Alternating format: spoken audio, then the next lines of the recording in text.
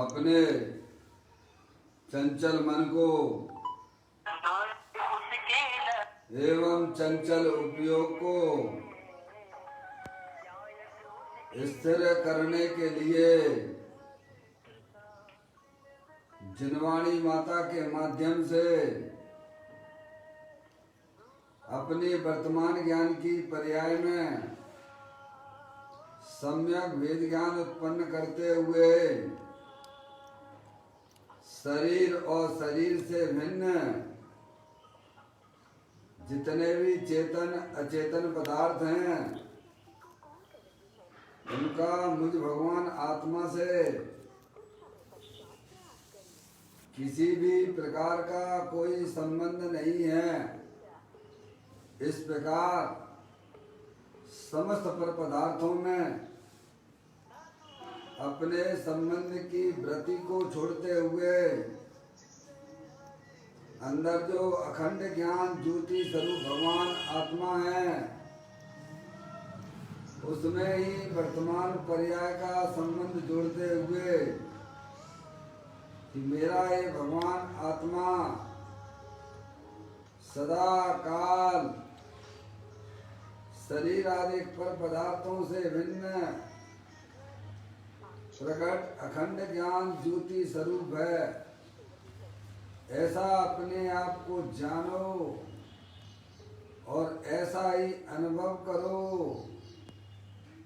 कि मैं वर्तमान में ही समस्त पर पदार्थों से भिन्न एकमात्र अखंड ज्ञान ज्योति स्वरूप ही हूँ।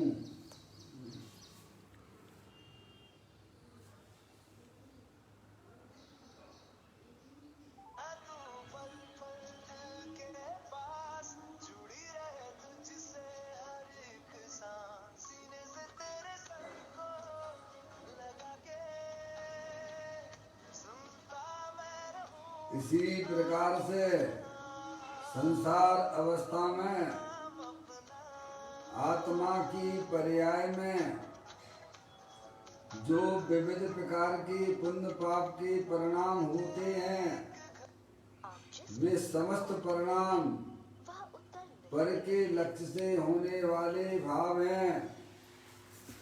ये हमारे आत्मा का स्वभाव नहीं है। ऐसे समस्त रागादिक परिणामों में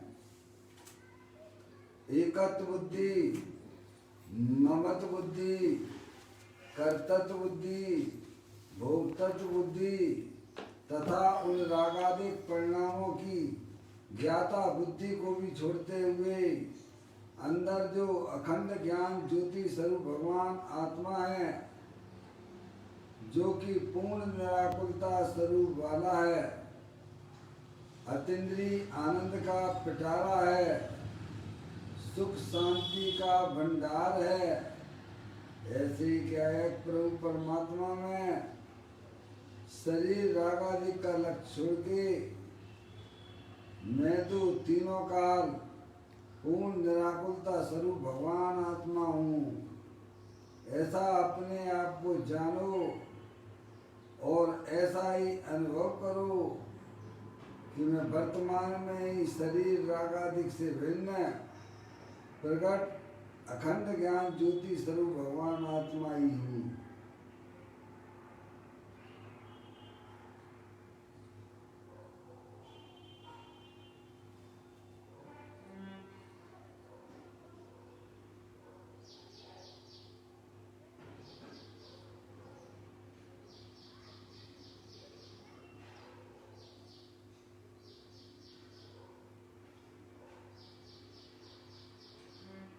इसी प्रकार से संसार अवस्था में आत्मा की पर्याय में जो पर के लक्ष्य से होने वाला ज्ञान है वह परलक्षी ज्ञान भी हमारे आत्मा का स्वभाव नहीं है। वह तो इंद्रिय जनित ज्ञान है।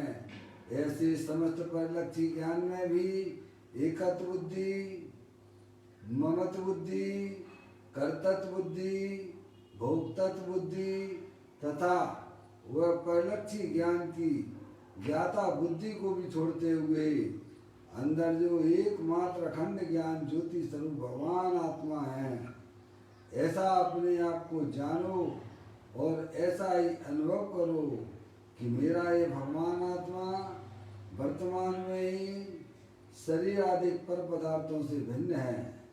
मेरा ये भगवान आत्मा रागादिक परिणतियों से भी भिन्न है। मेरा ये भगवान आत्मा इंद्रिय जनित ज्ञान की पर्याय से भी भिन्न है।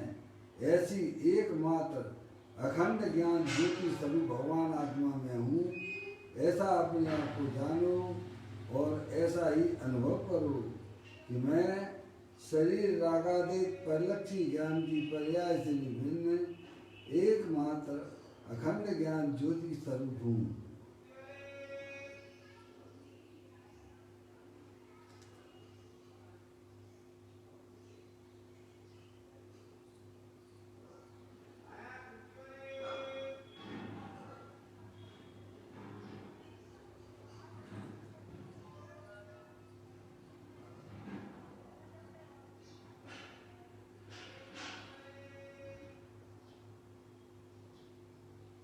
मेरे भगवान आत्मा में शरीर आदि पर पदार्थों का प्रवेश नहीं होता है।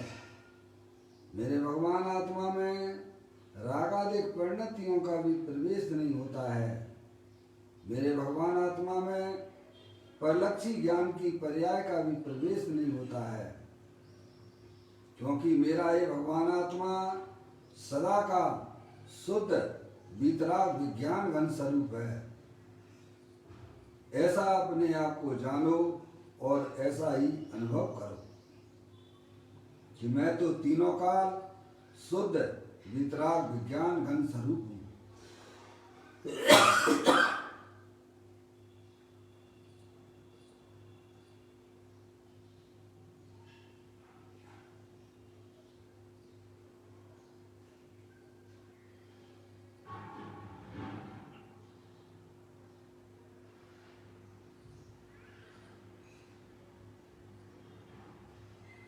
द्रव कर्म भाव कर्म नौ कर्म रहित शुद्धात्म स्वरूपो हम।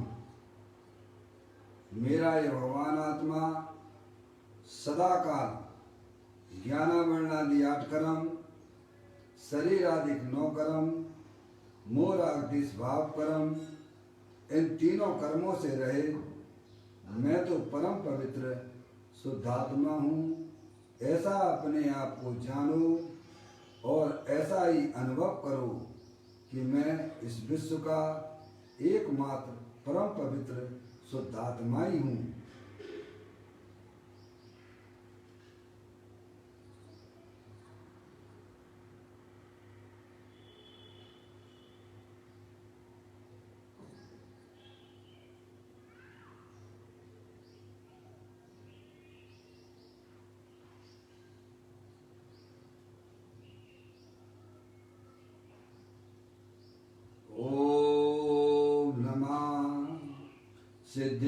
सिद्धेव्या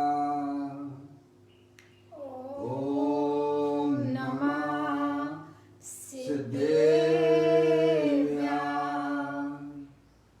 ओम नमः सिद्धेव्या चिंतामणि सम स्वयं का चैतन्य तत्वमान है। निज का करूं मैं चिंतवन निज का करूं ध्यान सोता तुम्हारी देव है जो गुण अनंत निधान है। मैं स्वानुभव में देख लूं आत्मा स्वयं भगवान है। मैं स्वानुभव में देख लूं आत्मा स्वयं भगवान है।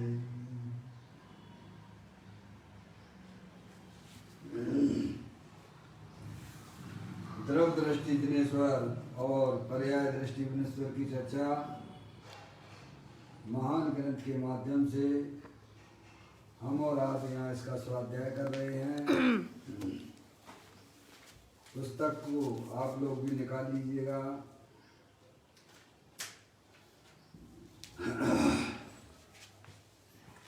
आज का बोल है 844वें नंबर का बोल है।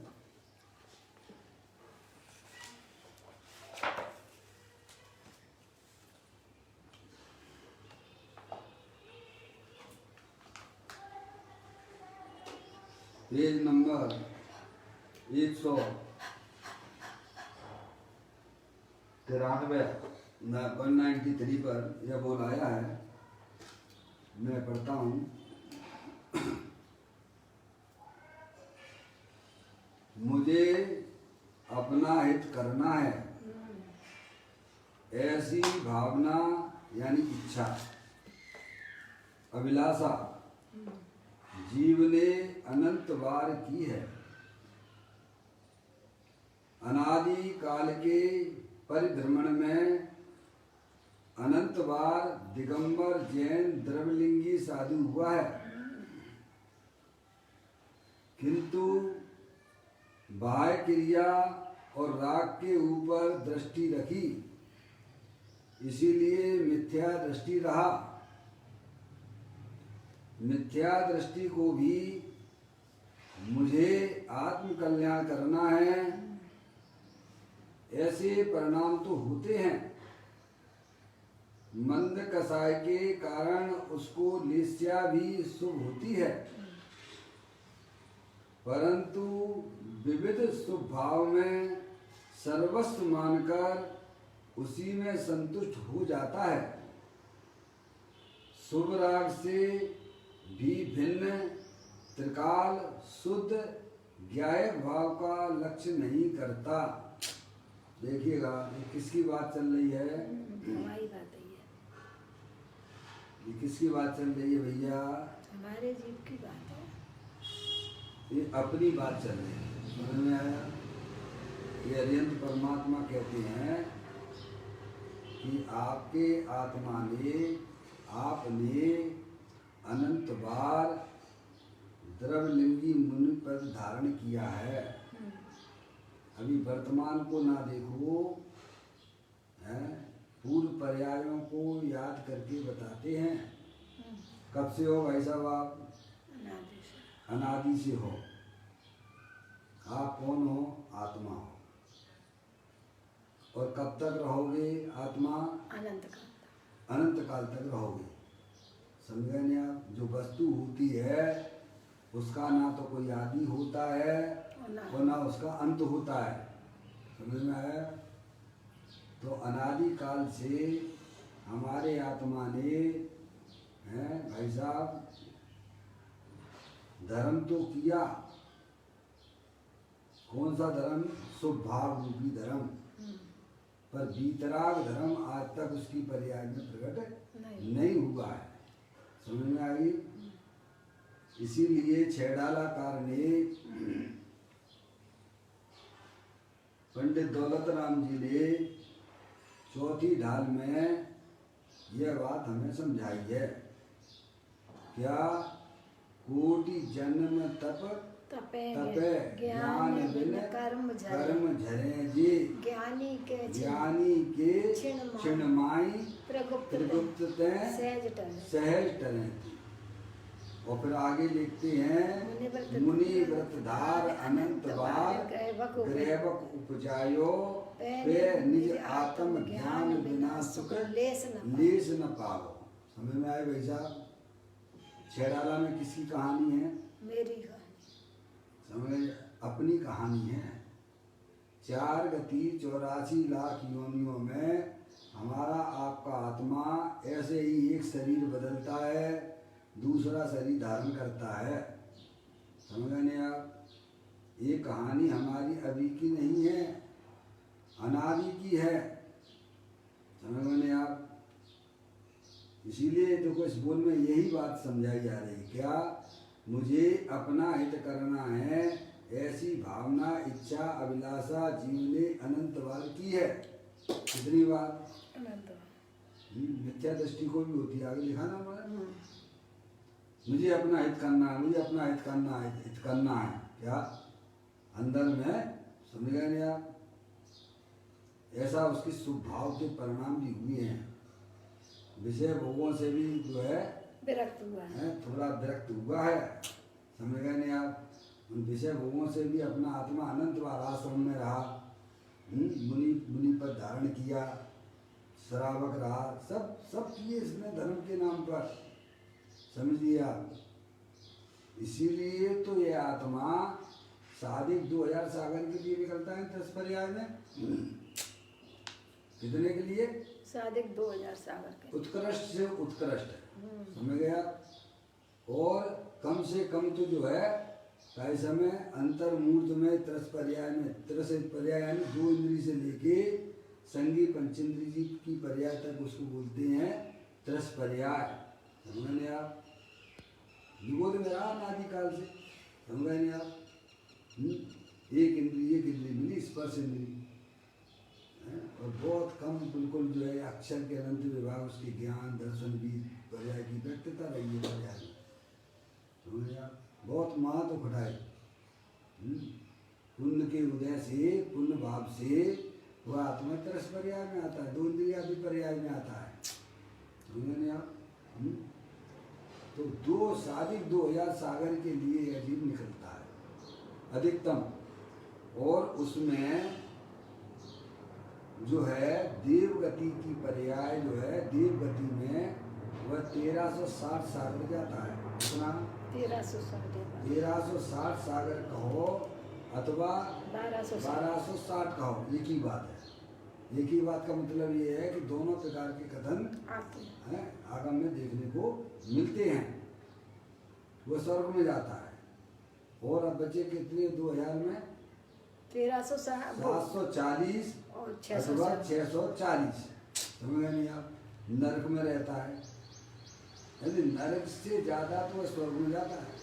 तो स्वर्ग में जीव जाता है तो कौन से पुण्य परिणाम से जाता होगा, स्वभाव से जाता होगा, या फिर पाप के परिणाम से जाता होगा? भैया ये तो सिद्धांत है क्या कि साधिक 2000 सागर के लिए अधिकतम निकलता है, जिसमें से 1260 या 1360 ये स्वर्ग में जीव रहता है, और 640 और 740 नर्क में रहता है। हो गए 2000 आपके पूरे वही हो गए। अब साधिक में यानी कुछ अधिक में यानी उसमें 2 इंद्री पर्याय, केंचुआ आदि, समझ गए नहीं आप? 3 इंद्री चीटी आदि, 4 इंद्री भौरा आदि, असंगी तोता होता भी संगी असंगी होते हैं, सब भी होते हैं, समझ में आया? संगी मन रहे, संगी भी होते हैं। और संगी काय की? त्रियंच गति की और मनुष्य पर्याय की, समझ में आप? ये साधिक में गिने गए आते हैं।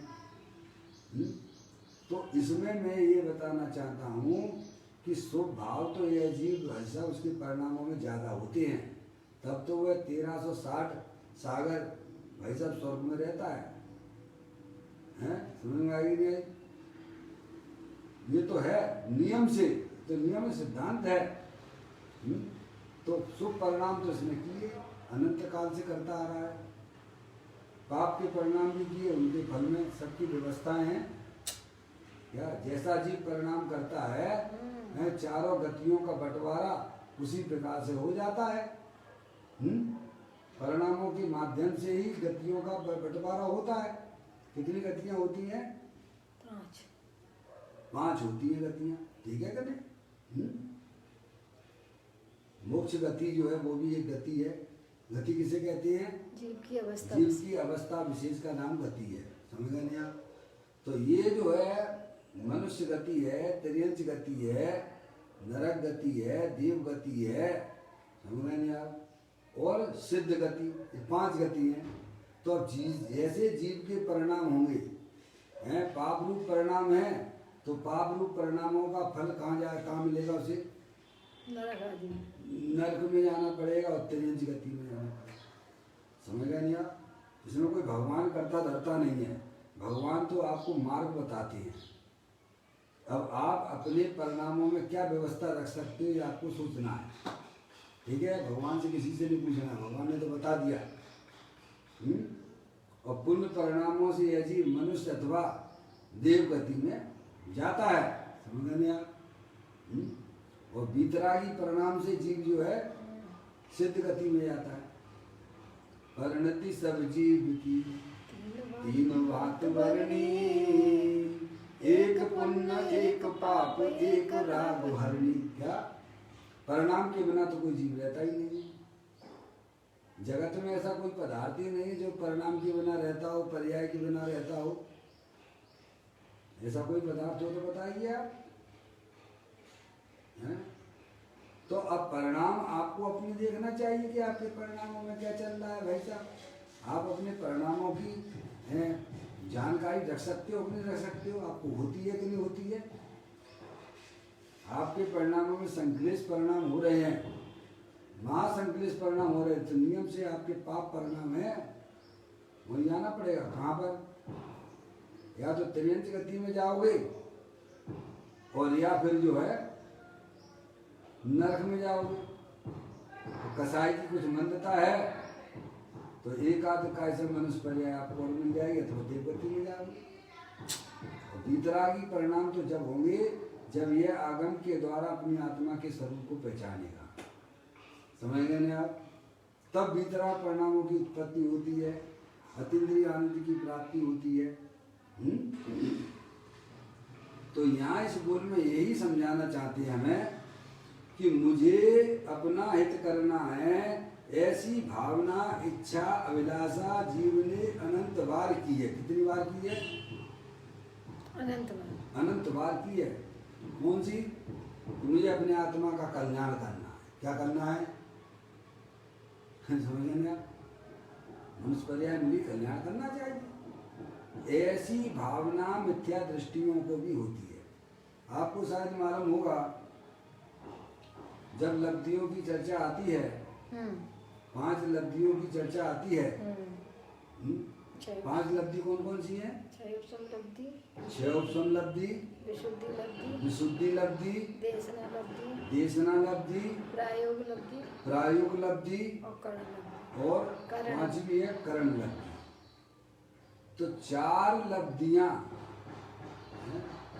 तो जो है अभप को भी होती है। भप को तो होने का हो ही जाती है। करण लब्धि लेगा तो उसको पीछे की 4 लब्धियां तो संभव ही है ना। यानी प्रायोग लब्धि तक भी है जीव, उनका स्वरूप तो भाई साहब आपको आगम से पढ़ लेना, आप सब समझते हैं, ठीक है कि नहीं? यानी प्रायोग लब्धि तक है अभप भी आ जाता है। और ऐसी प्रायोग लब्धि हमारी आत्मा में भाई साहब एक बार नहीं अनंत बार आ चुकी है। करण लब्धि नहीं हुई है, बाकी पहले तक समझ में आप? तो अनंत बार। देशना लब्धि को तो आप जानते ही हो। देशना लब्धि ज्ञानियों की होती है। उसमें निमित्त कौन होता है? देशना लब्धि में, देशना लब्धि में निमित्त कौन होता है? ज्ञानी की वाणी होती है। सत्शास्त्र भी निमित्त कहलाते हैं। समझ गए नहीं आप? तो देशना यानी देशना लब्धि प्रायोग लब्धि में आ गया तो तीसरे नंबर की है ना देशना लब्धि। प्रायोग लब्धि तक आगम में ये लिखा हुआ है कि यह जीव प्रायोग लब्धि तक आ चुका है। तो देशना भी मिली है कि नहीं मिली है इसमें? यहाँ भी यही हमें समझाना चाहते हैं कि मुझे अपना हित करना है, ऐसी भावना इच्छा अभिलाषा जीव ने अनंत बार की है। कितनी बार की है? अनंत बार। यानी ऐसे शुभ के परिणाम भी इस जीव के अनंत बार। और कैसे शुभ के परिणाम वो भी देख लीजिएगा आप। अभी वर्तमान के परिणामों को देखिए और पूर्व के परिणाम कैसे आपके परिणामों में शुभ परिणाम हुए उनको भी देखिए। कहते हैं मुझे अपना हित करना है, ऐसी भावना इच्छा अभिलाषा जीव ने अनंत बार की है। अनादि काल के परिभ्रमण में अनंत बार दिगंबर जैन द्रविलिंगी साधु हुआ। क्या हुआ? जो चैडालाधिकार ने कहा है, मुनि व्रत धार अनंत बार ग्रेवक उपजायो, पे निज आत्म ज्ञान बिना सुख लेस न पायो। समझ गए नहीं आप? मेरा आत्मा अनंत बार क्या है समझ? दिगंबर मुनि हुआ, ऐसा वैसा नहीं। शास्त्र में जो लिखा है वो ऐसा चरणान योग भी अपने जीवन में पाला, तब तो वह 9वीं गिरवेक तक जाता है। और उसमें भी अगर मिस्टेक हो तो भाई साहब वहां भी नहीं जाएगा। मुनि व्रत धार अनंत बार ग्रेवक उपजायो, पे निज आत्म ज्ञान बिना सुख लेस न पाए। अपने शुद्धात्मा का ज्ञान उसे नहीं रहा पर्याय में है, अपने शुद्धात्मा की प्रतीति उसकी पर्याय में नहीं है, अपने शुद्धात्मा का टेस्ट ही नहीं किया उसने। पे निज आत्म ज्ञान बिना, आत्म यानी आत्मा के ज्ञान के बिना है यह जीव हमारा ऐसे ही परिभ्रमण कर रहा है। कब तक करता रहेगा भाई साहब? प्रभु इसका कभी अंत आएगा कि नहीं आएगा? आएगा, जब आ जाएगा अंत। तू अंत लाना चाहता है कि नहीं बता? बस पहले अंत लाने की इच्छा हो। अंत तो आ जाएगा, पर तू अंत लाना चाहेगा तो आएगा, और नहीं चाहेगा तो नहीं आएगा। समझ में आया? इस संसार के 4 गति 84 लाख की जो जन्म मरण के जो हमारे अनादिकाल से हमारी आत्मा के साथ में जो घटनाएं घट रही हैं, जो दुख की पर्याय निरंतर चल रही हैं, जो हमारे संसार का कारण हो रही हैं, उनका अंत आएगा कि नहीं आएगा? प्रभु कहते हैं आ जाएगा।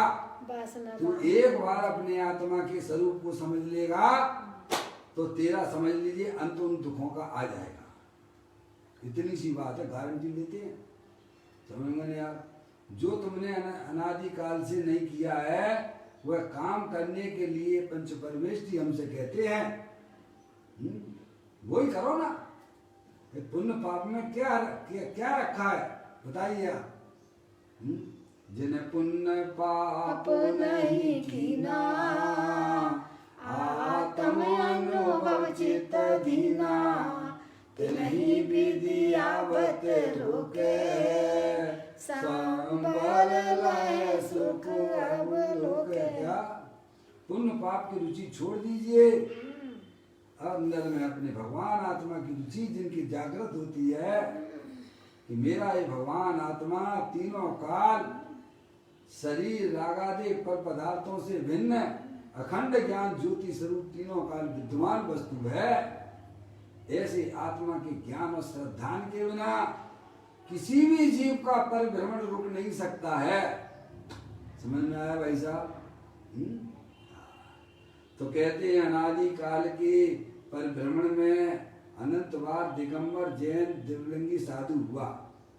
जहाँ दिगंबर जैन मुनि हो गया तो अन्य भी पर्याय में जो होने वाले हैं ना भाई साहब, हैं समझ गए नहीं आप? उनकी तो बात क्या करना। बेरूपिया बहुत बार अनंत बार हुए हो धर्म के नाम पर, समझ गए नहीं आप? तो कहते हैं अनादि काल के परिभ्रमण में अनंत बार दिगंबर जैन द्रविलिंगी साधु हुआ है, किंतु बाह्य क्रिया और राग के ऊपर दृष्टि रखी, इसीलिए मिथ्या दृष्टि रहा। क्या रहा? किसके ऊपर दृष्टि रखा? बाह्य क्रिया और राग के ऊपर इसकी दृष्टि रही कि शरीर के काम करने वाला कौन है। काय पे है भाई साहब? मैं 2 पूजा करके आया हूँ, मैं इतने व्रत पालता हूँ, ये काय के ऊपर दृष्टि है तुम्हारी? बाह्य क्रियाओं के ऊपर है। और राग करते ऐसी भगवान की पूजा भक्ति करते करते व्रत धारण करते करते और हमारा एक दिन कल्याण हो जाएगा, तो तुम्हारी दृष्टि काय के ऊपर है? ऐसी कल्याण नहीं होता, ऐसा कल्याण होता होता तो हो जाता। इतने उत्कृष्ट आपने महाव्रत भी धारण किए, ऐसे सुपरिणाम भी किए। देखो भी नीचे लिख रहे हैं कि इतनी कसाई की मंदता हो गई, लेस्या हो गई, शुक्ल लेस्या तक के परिणाम हो जाते हैं मिथ्या दृष्टि को। मिथ्या दृष्टि को हो जाते हैं। शास्त्रों में तो ऐसा आता है कि भाई साहब कोई जो है उसके जो है हाथ भी काट दे और उसमें नमक मिर्ची भी भरे तो भी वैसा चेन तो भी उसको जो क्रोध ना आवे, आँखी पोर लाल नहीं, समझ गए नहीं आप? अंदर ही अंदर जलता रहता है क्या, अंदर ही अंदर जो है, समझ गए नहीं आप? इतनी कसाई की मंदता भी हो गई, लेकिन भाई साहब दबाने से कुछ नहीं होगा, उसको तो जड़ मूल से उखाड़ने में ही तुम्हारी भलाई है, समझ गए नहीं आप? कहते हैं बाह्य क्रिया और राग के ऊपर दृष्टि रखी, इसीलिए मिथ्या दृष्टि रहा कि शरीर की क्रिया करने वाला कौन है, 28 मुर्गी कौन पालता है, ये मैं ही तो पाल रहा हूँ ना, तुम पालने वाले हो कि जानने वाले हो? अरे ये तो निर्णय करो। जैसे अज्ञानी जीव बाहर में जो है दुकान में चलाता हूँ, घर में जो है कैसे महिलाएं के रोटियां हम बनाते हैं, ऐसे ही तो धर्म की क्रियाओं में भी कि भाई साहब मैं जो है व्रत आदिक महाव्रत आदिक पालने वाला हूँ, तेरी दृष्टि तो बदली ही नहीं ना, सही बात है, विषय बदल लिया, शरीर की क्रिया पे ही तुमने अपने आप को धर्मात्मा समझ लिया, समझ गए भाई साहब? जड़ की क्रिया में दृष्टि का परिवर्तन हुए बिना सृष्टि का किसी का भी परिभ्रमण चतुर्गति का रुक नहीं सकता है। सही बात है। समझ गए? अरे भाई मैं तो जानने देखने वाला तत्व था, शरीर की क्रिया राग का करने वाला मैं हूँ, भगवान की पूजा भक्ति करते करते हमारा एक दिन कल्याण हो जाएगा। कहाँ पर दृष्टि है तुम्हारी? समझ नहीं है? पर में ही है, समझे? तो राग पर दृष्टि है, कहाँ दृष्टि है? समझ? तो बाह्य क्रिया राग के ऊपर दृष्टि रखी, इसीलिए मिथ्या दृष्टि रहा। मिथ्या दृष्टि को भी मुझे आत्म कल्याण करना है, ऐसे परिणाम तो होते हैं। इनको कैसे परिणाम होते हैं? कसाई की मंदता वाले परिणाम होते हैं, शुभ भाव होते हैं, मुझे अपना कल्याण करना है, समझ रहे आप? ऐसे शुभ भाव के परिणाम भी मिथ्या दृष्टि को होते हैं। कहते मिथ्या दृष्टि को भी मुझे आत्म कल्याण करना है, मुझे आत्म कल्याण करना है, ऐसे परिणाम तो होते हैं। मंद कसाय के कारण उसको लेस्या भी शुभ होती है। कैसी शुभ लेस्या है? 6 प्रकार की लेस्या है ना, 3 अशुभ हैं और 3 शुभ हैं। अशुभ में कृष्ण नील कापूर, ये अशुभ लेस्या है, और पीत पद्म शुक्ल, पीत पद्म और शुक्ल, समझ गया? ये निरंतर जो घटती हुई है, कृष्ण जो है सबसे ज्यादा, फिर वहां से कृष्ण नील कापूर, और फिर जो है आगे आई है पीत पद्म और शुक्ल सबसे है। ऐसी मिथ्या दृष्टि जीवों को भी हो जाती, शुक्ल मिथ्या दृष्टि शुक्ल के परिणाम भी होते हैं, समझिए? प्रायोग लब्धि तक जाता है, तभी तो वो 90 के पर कैसे आएगा? बताओ। प्रायोग लब्धि वाला जीव को भी तक हो जाती है। तो कहते हैं मंद कसाय की मिथ्या दृष्टि को भी मुझे आत्म कल्याण करना है, ऐसे परिणाम तो होते हैं। मंद कसाय के कारण से मंद कसाय के कारण उसको लेस्या भी शुभ होती है, परंतु विविध शुभ भाव में सर्वस्व मानकर उसी में संतुष्ट हो जाता है। क्या हो जाता है? पंडित टोडरमल जी साहब कहते हैं, देखो भाई समय तो तुम्हारे पास में है, कसाई की मंदता भी चल रही है, शास्त्र का स्वाध्याय भी करते हो, आप अनुव्रत आदि भी पालते हो, हैं? और अगर आत्मा का तुमने जो है पुरुषार्थ जागृत अंदर नहीं किया तत्व का, तो समय तो चला जाएगा, समझे नहीं आप? ये कोई भोगों के लिए थोड़ा है, मनुष्य पर्याय समय मिला तो तत्व का निर्णय करो, अनुव्रत महाव्रत माने जो भी है, समझे नहीं? बाहर के व्रत आदि पाल लिए आपने, तो कसाई की मंदता सहित ही होते हैं, और इसमें तत्व का विचार ना करे तो समय तो तेरा निकल जाएगा। सही बात है। इसीलिए उन्होंने वहां पर मोक्ष मार्ग प्रकाशक में ये बात लिखी है, देखो तत्व विचार की महिमा, तत्व विचार के बिना क्या है, देवादिक की प्रतीति, तत्व विचार के बिना देवादिक की प्रतीति करे, बहुत शास्त्रों का अभ्यास, बहुत शास्त्रों का अध्ययन करे, अनुव्रत महाव्रत भी पाले, तपस्करण भी करे, तो भी सम्यक्त का अधिकारी, तो भी वह सम्यक्त का अधिकारी नहीं हो पाता है। और तत्व ज्ञान ये वाले सब कसाई की मंदता बिना होते होंगे कि कसाई की तीव्रता में होते होंगे? मंदता में। बताइए आप। भगवान की पूजा भक्ति है, शास्त्र स्वाध्याय है, मंदतई में तो होंगे, अनुव्रत महाव्रत हैं, समझ गए? कसाई की मंदता सहित है, लेकिन इसमें तत्व का विचार ना करे तो यूं ही समय पास करके भाई साहब एक आध परिया तुम्हें मिल भी जाएगी, तो उससे क्या फायदा है तुम्हारा? मूल काम क्या करना था उसमें? आप मुझे बताओ कि बीज आप जो कब डालते हो, उसमें खेत में कब डाला जाता है?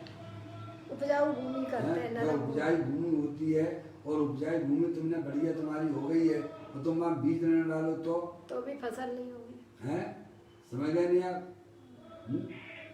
और उपजाऊ ना हो और उसमें बीज तो फल फ्रूट होगा ही नहीं। उपजाऊ है लेकिन उसमें अगर तू पुरुषार्थ करे, बीज डाले, तो फल की प्राप्ति हो जाती है। ऐसे ही वर्तमान में जो जीव इस धार्मिक कार्यों में लगे हुए हैं, उसमें अपने तत्व का विचार नहीं करेंगे, तत्व का अभ्यास नहीं करेंगे, तो ये समय तो तुम्हारा निकल जाएगा।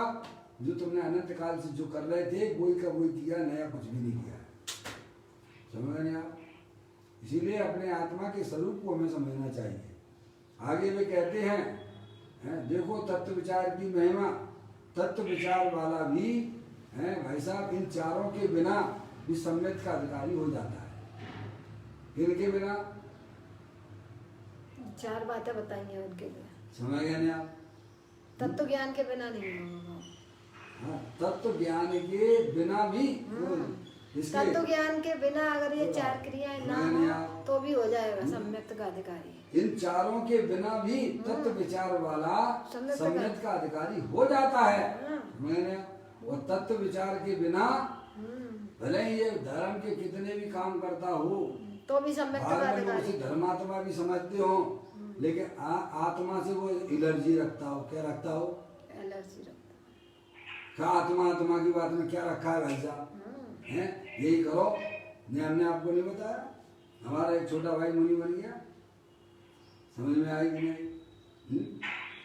घर वालों ने कहा जरा इसको समझा देना, ये इंदौर में आया हुआ है, हमने ठीक है समझा देते हैं। गया मैं समूसरण के मंदिर में, हमने उसको समझाया भी कि भाई अभी घर लेके तुम जो है थोड़ा अध्ययन करो, स्वाध्याय करो, उसके बाद तुम जो है कैसे में ले लेना। तो वो मेरे से बोला, दद्दा बोलते बड़े भाई को, उन्होंने तो दद्दा आप बताओ आपको कितने साल हो गए धर्म में रहते रहते? 28 साल हो गए, उस समय की बात है, अभी तो 33 हो गए। समझ में आया? 28 4 साल हो गए। तो बोला कि दद्दा, बड़े भाई को दद्दा बोलते नहीं है, ये आपको कितने साल हो गए इसमें रहते रहते? 28 साल हो गए आपको, 28-29 साल हो गए हैं, लेकिन आप तो वहीं के वहीं हो, वहीं के कहाँ? यानी भारी क्रिया में बढ़ने को वह बड़कपन मानता है। समझ में आई? देखो मैं पहले दमदार पहले पर जिंदगी में कभी ब्रह्मचर्य से नहीं रहे हो, तो कभी शास्त्र का स्वाध्याय नहीं किया है। मैंने पूछा बताओ 7 तत्व के नाम बता दो मेरे को, तो है बता, ये तो सब हो जाएगा ना। पहले दीक्षा ले लो फिर शिक्षा कर लेना। ज्ञानी कहते पहले शिक्षा करो फिर बाद में दीक्षा लेना। समझ में आया भैया? क्योंकि बाहरी क्रिया कांड को ही वह वास्तव में धर्म समझता है। ये भूल हमारे पास में अभी से नहीं, अनादिकाल से हम यही करते चले आ रहे हैं। तो कहते हैं मिथ्या दृष्टि को भी मुझे आत्म कल्याण करना है। क्या के लिए भैया मुनि बनेगा? आत्म कल्याण करना है। क्या के लिए? समझने आप? ऐसी ऊपर की भावना आत्म कल्याण करना है, ऐसी इस जीव को अनंत बार हुई है और वह परिणाम शुभ भाव है। समझ में? वो कोई धर्म नहीं है। तो कहते हैं मिथ्या दृष्टि को भी मुझे आत्म कल्याण करना है, ऐसा परिणाम तो होते हैं। मंद कसाय के कारण उसको लेस्या भी शुभ होती है, परंतु विविध शुभ भाव में सर्वस्व मानकर उसी में संतुष्ट हो जाता है। क्या हो जाता है? अब ये सबसे बड़ी मिस्टेक हो गई। या आपने निर्वर्ती ली है, घर गृहस्थी छोड़ी है, चलो ठीक है, तो उसमें क्या करना चाहिए था? तत्व का अभ्यास करना चाहिए था। ताते जनवर कथित तत्व अभ्यास करीजिए, संशय विभ्रम मोह त्याग आपो लख लीजिए। ये शरीर ये है, जड़ है, अनंत पुद्गल परमाणुओं का पिंड है, और ये जानने देखने वाला वह चेतन वस्तु है, तीनों काल स्थायी रहने वाली है, अनंत शक्तियों के भंडार वाली है। जितनी शक्तियां सिद्ध परमात्मा में हैं, उतनी की उतनी शक्तियां वर्तमान में मेरे पास में भी है।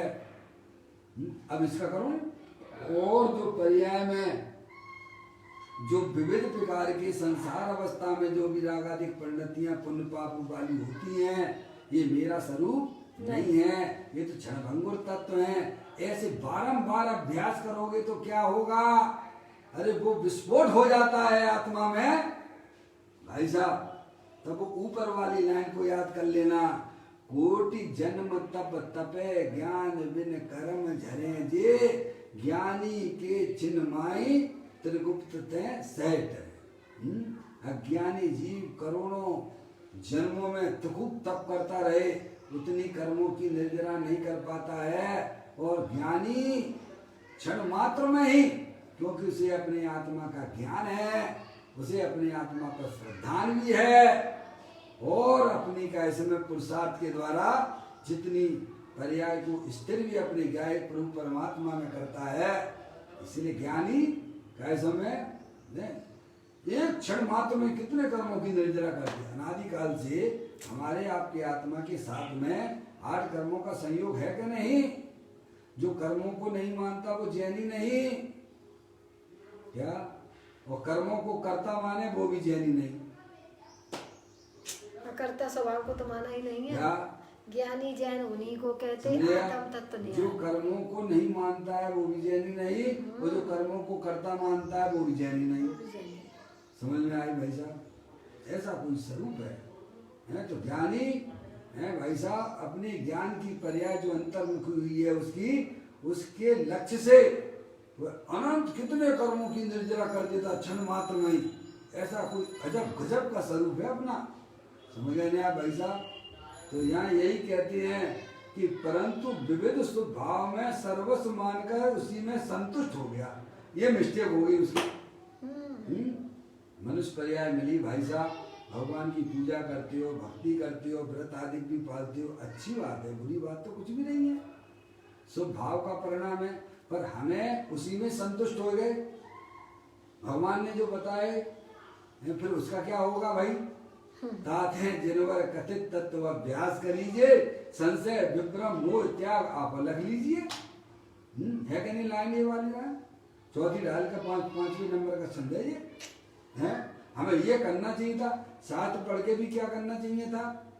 शास्त्र पढ़ के स्वाधीनता आना चाहिए थी कि पराधीनता बनी रहना चाहिए थी? बताइए आप स्वाध्याय करते हो, तो पर्याय में स्वाधीनता आना चाहिए कि पराधीनता आना चाहिए? अब वो तो उपाय करते नहीं है, बस थोड़ा भाई। फिर उन्होंने पंडित टोडरमल साहब ने बड़ी सुंदर उसमें बोला कि जैसे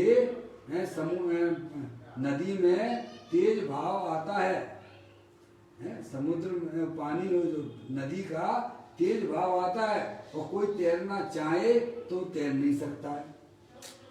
तीव्र भाव में कैसे तैर पाए? अच्छा। नदी का तीव्र भाव चल रहा है पानी का, अगर कोई तैरना चाहे तो तैर सकता नहीं है।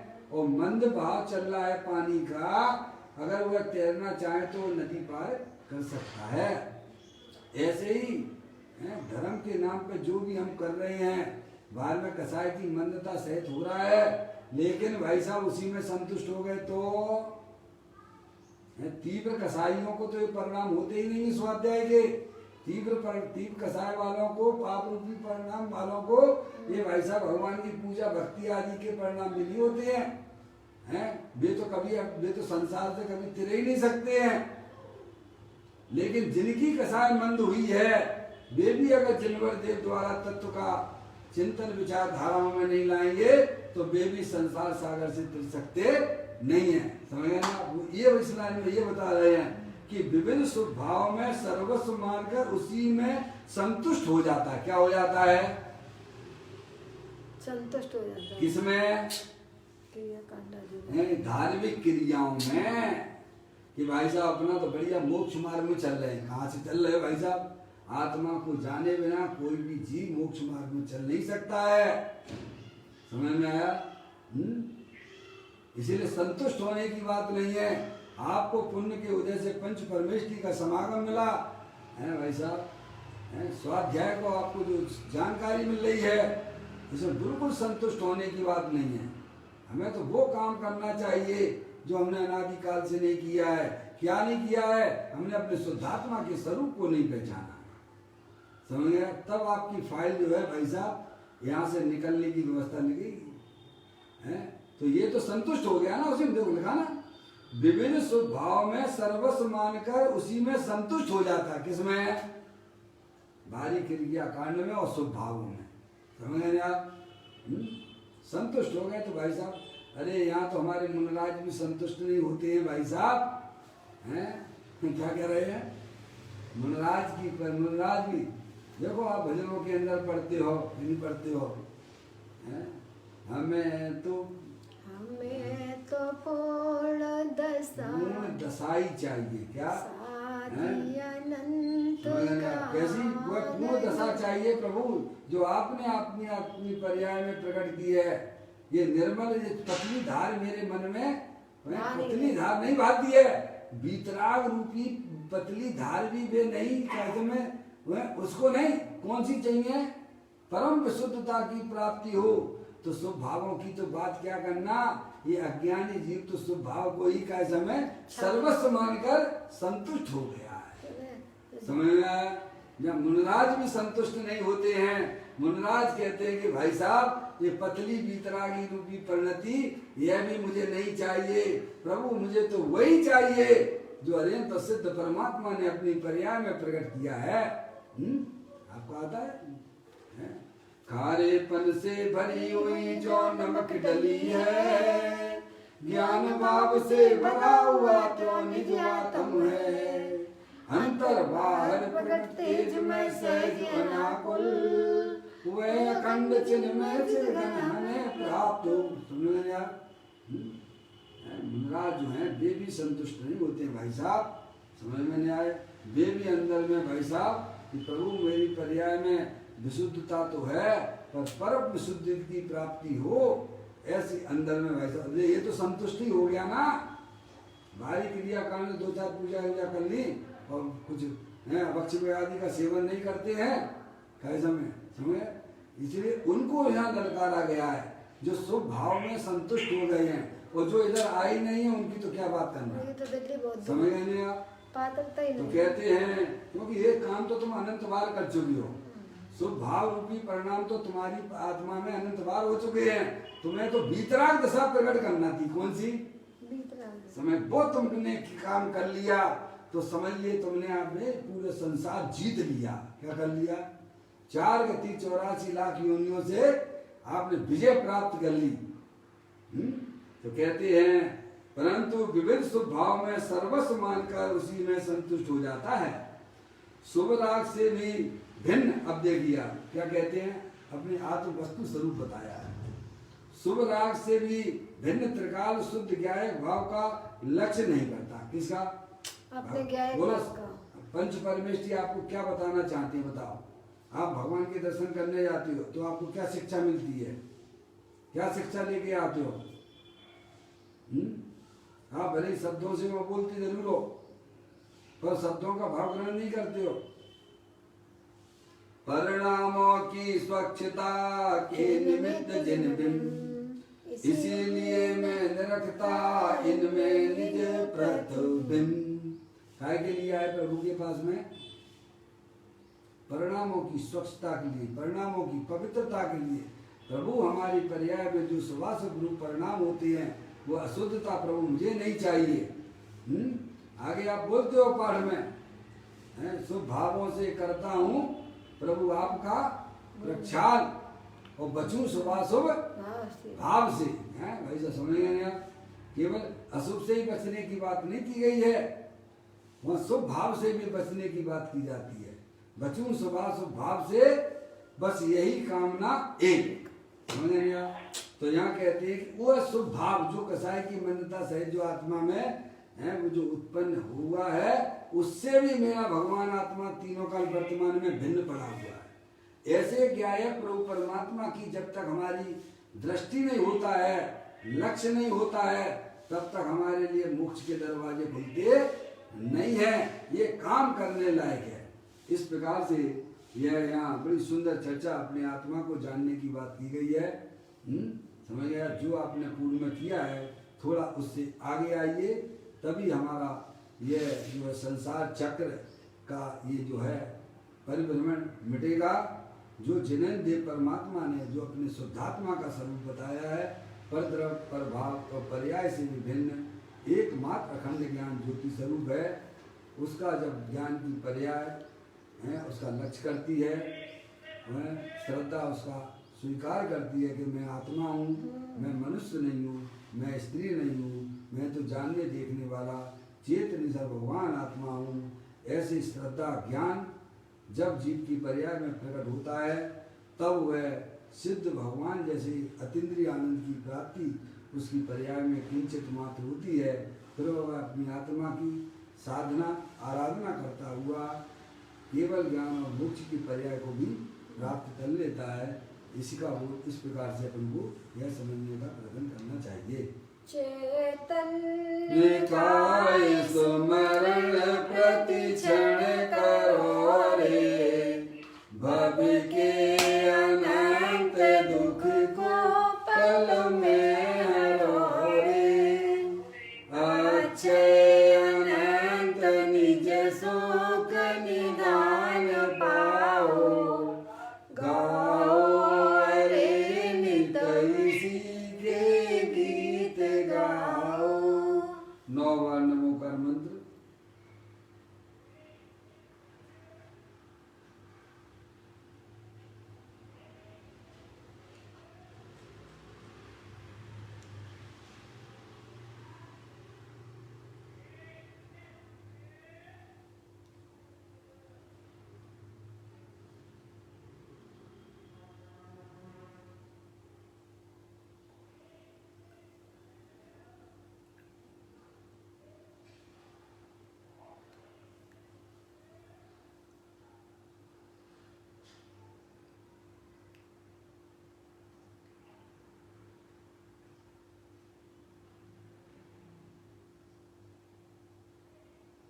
बोलो द्वादशांग जनवाणी माता की जय, जैन धर्म की जय।